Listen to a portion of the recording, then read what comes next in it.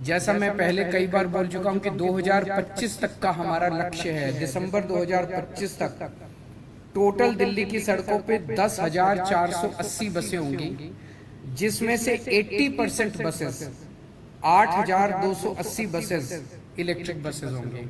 आप सब लोगों को नमस्कार। आज दिल्ली के लोगों के लिए बहुत खुशी का दिन है। अभी थोड़ी देर पहले मैंने और एलजी साहब ने मिलके लगभग 400 ई बसेस का इनॉग्रेशन किया। 400 ई बसेस आज और दिल्ली की सड़कों पे उतरी हैं। इसके पहले 400 बसेस ऑलरेडी दिल्ली की सड़कों पे चल रही थी, तो अब 800 इलेक्ट्रिक बसेस बिल्कुल modern air conditioned buses Delhi की सड़कों पे चलने लगी हैं। और इसके साथ दिल्ली देश का वो शहर बन गया जहां सबसे ज़्यादा इलेक्ट्रिक बसेस चल रही हैं।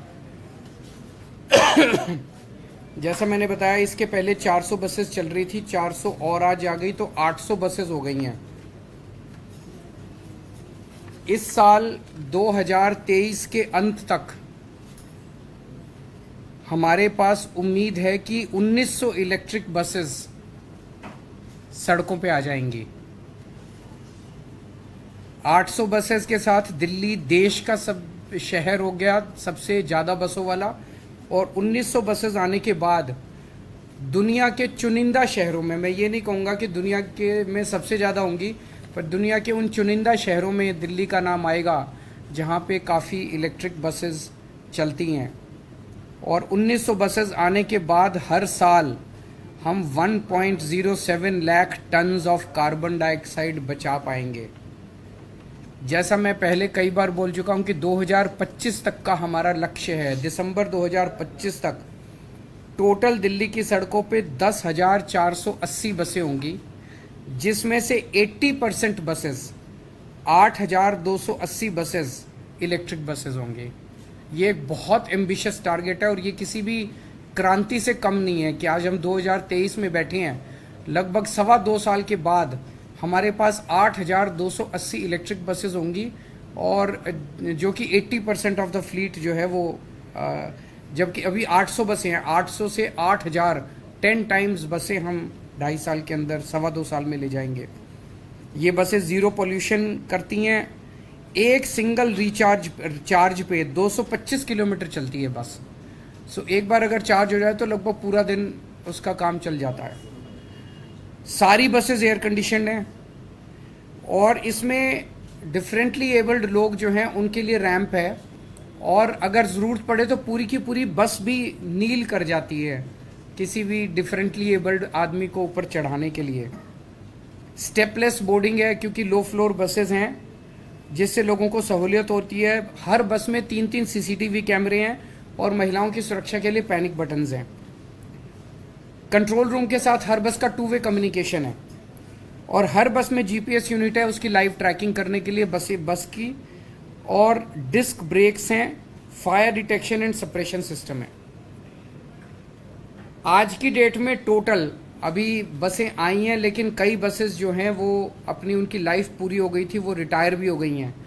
आज की डेट में टोटल 7,135 बसें बची हैं दिल्ली में, जिसमें से 800 ई बसेस हैं और 6,335 जो हैं वो सीएनजी की बसेस हैं। इसके थोड़े से फाइनेंशियल्स के बारे में बता देता हूँ, काफ़ी कन्फ्यूजन चल रहा था। 921 बसें हमें केंद्र सरकार की 921 बसों पे सब्सिडी मिल रही है। हर बस पे 45 लाख रुपए की लगभग हमें सब्सिडी मिलेगी, और 921 बसों पे मिला के 417 करोड़ रुपए की सब्सिडी मिलेगी। हर बस की लाइफ जो है वो 12 साल है, तो टोटल खर्चा 921 बसों पे टोटल खर्चा 4,091 करोड़, लगभग 4100 करोड़ का खर्चा आएगा, जिसमें से 417 करोड़ रुपए केंद्र सरकार से मिलेंगे। 10% केंद्र सरकार से मिलेंगे, बाकी 90% जो है वो दिल्ली सरकार खर्च करेगी। तो 8,200 बसों का जो हमारा टारगेट है उसमें से 900 ये और 300 बसें पहले, 1200 बसें हमें केंद्र सरकार की सब्सिडी से मिलेगी और बाकी सारी बसेस हम अपने पैसे से लाएंगे। हमारी तो केंद्र सरकार से गुजारिश है कि जैसे इन 1200 बसों पे सब्सिडी दे रहे हो, बाकियों पे भी सब्सिडी अगर दें तो अच्छा रहेगा। हम उनका शुक्रिया अदा करते हैं कि इन बसों पे भी दे रहे हैं, औरों पे भी देंगे, हम उम्मीद करते हैं। केवल बसें खरीदने से काम नहीं चलेगा, इसके लिए पूरा इंफ्रास्ट्रक्चर तैयार करना पड़ता है, क्योंकि अलग किस्म के बस डिपो बनते हैं जहाँ पे रिचार्जिंग होती है। तो अभी तक हम 182 करोड़ रुपए खर्च करके 1,500 ई बसेस का हमने खड़े करने का डिपोज का वो इंफ्रास्ट्रक्चर तैयार कर लिया है। ये जो आज 400 ई बसेस आई हैं ये टाटा मोटर्स की हैं और ये मायापुरी, नेहरू प्लेस, रोहिणी 1, रोहिणी 2 और बंदा बहादुर मार्ग डिपो से चलेंगी। इसके अलावा 3,980 बसेस जिनमें जीरो सब्सिडी है उसका भी ऑलरेडी कॉन्ट्रैक्ट अवार्ड हो चुका है और वो भी जल्दी आना चालू हो जाएंगी। तो एक तरह से दिल्ली के अंदर इलेक्ट्रिक बसेस में कन्वर्जन की एक तरह से क्रांतिकारी कदम उठाए जा रहे हैं और 2 साल के अंदर हम दुनिया के नक्शे पे होंगे जहां सबसे ज़्यादा बसें दिल्ली के अंदर होंगी। अगर इस पे आपके कोई प्रश्न है तो।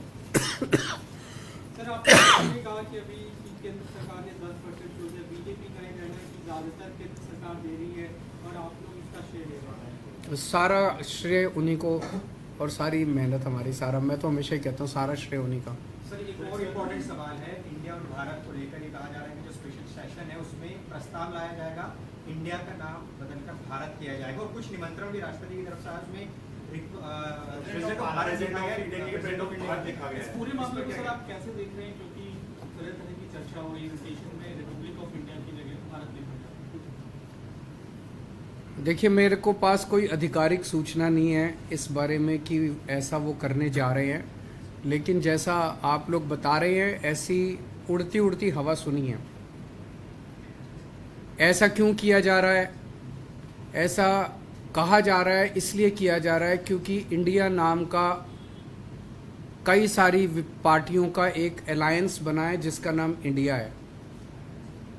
तो अगर किसी पार्टियों का अलायंस इंडिया बन जाता है तो वो देश का नाम बदल देंगे। देश तो 140 करोड़ लोगों का है, किसी एक पार्टी का देश थोड़ी है।